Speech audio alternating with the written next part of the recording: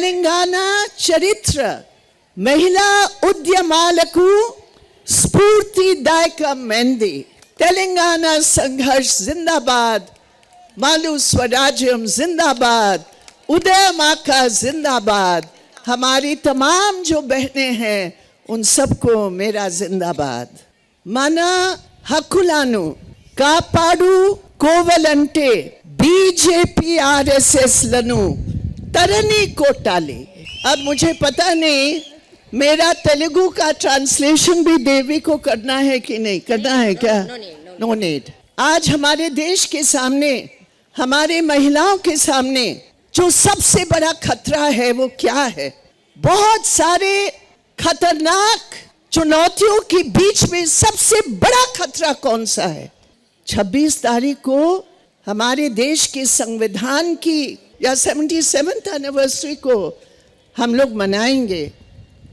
मोदी जी वहां India gate के सामने खड़े होकर सल्यूट मारेंगे, लेकिन वही सल्यूट संविधान के लिए नहीं, वो सल्यूट RSS की शपथ लेने वाले जो कभी भी देश के संविधान को स्वीकार नहीं किया है, वो बीजेपी RSS आज हमारे देश के लिए सबसे बड़ा खतरा है.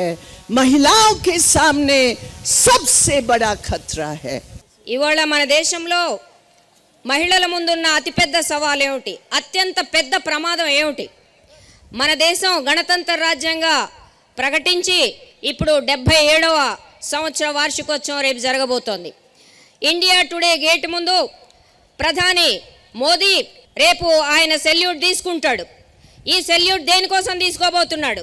ప్రజల కోసమా లేకపోతే మన రాజ్యాంగం కోసమా? ఈ రెండూ కాదు. ఆయన దేనికైతే ప్రాతినిధ్యం వహిస్తున్నాడో ఆ RSS కోసం ఆయన సెల్యూట్ తీసుకోబోతున్నాడు. ఈరోజు ఈ దేశంలో మహిళల ముందున్న అతిపెద్ద ప్రమాదం, మహిళలు ఎదుర్కోబోతున్న అతిపెద్ద ప్రమాదం RSS దానికి ప్రాతినిధ్యం వహిస్తున్న వాళ్ళే అని మనం గుర్తించాలి. आज महिलाएं जानते हैं जो हमारा अधिकार है, जो नारी मुक्ति का संघर्ष है, आज उसके सामने सबसे बड़ा बाधा संविधान में बहुत कमियां हैं, संविधान में बहुत त्रुटियां हैं, संविधान में पूंजीवाद का निर्माण हुआ, लेकिन ये संविधान हमारी देश की एकता के लिए, हमारी देश की अधिकारों के लिए, हमारे देश की समानता के लिए, जनवाद के लिए, धर्मनिरपेक्षता के लिए ये संविधान है. और आज उसी संविधान पर अगर कोई बुलडोजर चलाएगा तो वो संविधान पर, कागज पर नहीं, हमारे अधिकारों पर बुलडोजर चलेगा. इसलिए हमारे आंदोलन, महिलाओं के आंदोलन, उस संविधान की समानता का जो अधिकार है उसके पक्ष में आज हम लोग खड़े हैं. पूंजीवाद का निर्मम शोषण के खिलाफ, असमानता के खिलाफ, हमारी श्रम की लूट के खिलाफ हमारी महिला आंदोलन खड़ी है. हमारी आंदोलन उस गरीब औरत की आवाज है जो मनरेगा में जाकर सुबह से रात 3000 केजी मिट्टी उठाकर अपने परिवार की बचाव के लिए काम करती थी, कुछ पैसे कमाती थी. लेकिन आज इस मोदी सरकार ने उस मनरेगा को समाप्त कर लिया, हत्या कर दी उस अधिकार को. आज इस मंच से हम शपथ लेते हैं, मनरेगा को सुधार कर उसको वापस लाने के लिए हमारी जनवादी महिला समिति संघर्ष करेगी. ఈ దేశంలో మహిళలు అనేక రకాల సమస్యల్ని, సవాళ్ళని ఎదుర్కొంటూ ఉన్నారు. అయితే రేపు జరగనున్న గణతంత్ర దినోత్సవ సందర్భంలో మనం గుర్తుపెట్టుకోవాల్సింది అన్నిటికంటే అతిపెద్ద సవాలు ఈ దేశంలో రాజ్యాంగానికి ఏర్పడుతున్న ముప్పు. ఏమిటది? ఈ రాజ్యాంగం పెట్టుబడిదారీ విధానం కోసం ఏర్పాటైందే అయినప్పటికీ ఈ దేశ స్వతంత్ర పోరాటానికి అనుగుణంగా, దాని ఆకాంక్షలకు అనుగుణంగా ఈ రాజ్యాంగం ఈ దేశంలో సమానత్వాన్ని పౌరులందరికీ ఇచ్చింది. ఈ దేశంలో మత సామరస్యం, ఈ దేశంలో సమానత్వం, ఈ దేశంలో ఏకత్వం, దేశం ఐక్యంగా నిలబడాలనే హక్కుల్ని సమానత్వం గ్యారంటీ చేసింది రాజ్యాంగం. ఇవాళ ఈ ఆర్ఎస్ఎస్ మోడీ ప్రభుత్వం ఆ సమానత్వం పైన, ఆ మత సామరస్యం పైన, ఆ లౌకికవాదం పైన బుల్డోజర్ నడుపుతూ ఉంది. అందుకనే ప్రజాతంత్ర మహిళా సంఘంగా మనం ఈ దేశంలో ప్రజాస్వామ్యాన్ని, ఈ దేశంలో ఏ రాజ్యాంగం అయితే ఏ లౌకిక విలువల్ని, ఏ సమానత్వాన్ని అయితే గ్యారంటీ ఇచ్చిందో దాన్ని సాధించడం కోసం తప్పనిసరిగా కృషి చేస్తాం. మన మీద ఎవరైతే బుల్డోజర్ నడపాలనుకుంటున్నారో వాళ్ళకి వ్యతిరేకంగా మనం నిలబడతాం. అదే సందర్భంలో మనం గుర్తుపెట్టుకోవాల్సింది ఏంటి అంటే 3000 మట్టి తట్టలెత్తి ఈ దేశంలో ఆడవాళ్ళు వాళ్ళ కుటుంబాలని పోషించుకుంటున్నారు 100 రోజుల ఉపాధి పథకం నుంచి. అటువంటి పథకాన్ని మోడీ ప్రభుత్వం ఇవాళ దాదాపు రద్దు చేసే పరిస్థితిలో ఉంది. మనం సమానత్వం కోసం, హక్కుల కోసం, పేద మహిళల కోసం నిలబడుతున్న మనం ఇవాళ ప్రతిజ్ఞ చేస్తాం. ఈ మహాసభల సందర్భంగా ఎట్టి పరిస్థితుల్లోనూ ఈ నరేగాని చేజారిపోనేమో, దాన్ని తిరిగి తీసుకొస్తాం. ఎన్ని పోరాటాలైనా దానికి నిర్వహిస్తాం. मेरे प्रिय साथियों, धर्मनिरपेक्षता का अर्थ क्या है? हम औरतें हैं, मुस्लिम हो, हिंदू हो, हमें मालूम है हमारा खून पसीना एक है. हमें मालूम है सुबह से रात तक एक गरीब औरत अपने परिवार की बचाव के लिए जो काम करती है, उसमें कोई पूंजीपति क्या कहता है ये हिंदू औरत है इसलिए उसका वेतन बढ़ा कर देंगे.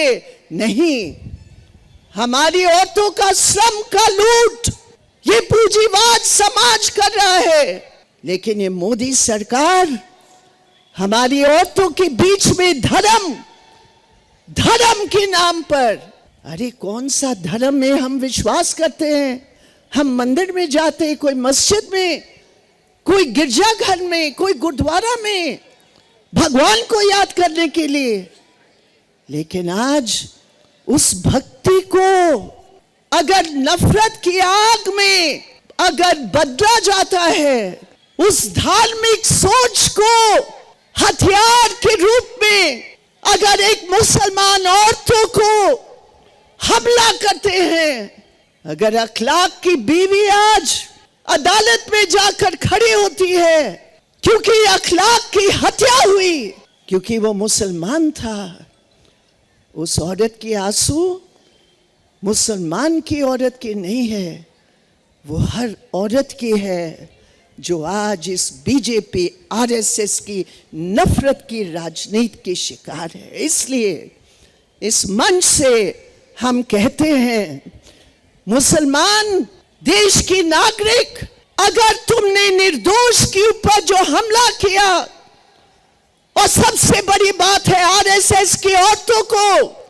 औरत को सामने करके नफरत फैलाने का काम कर रहे हैं.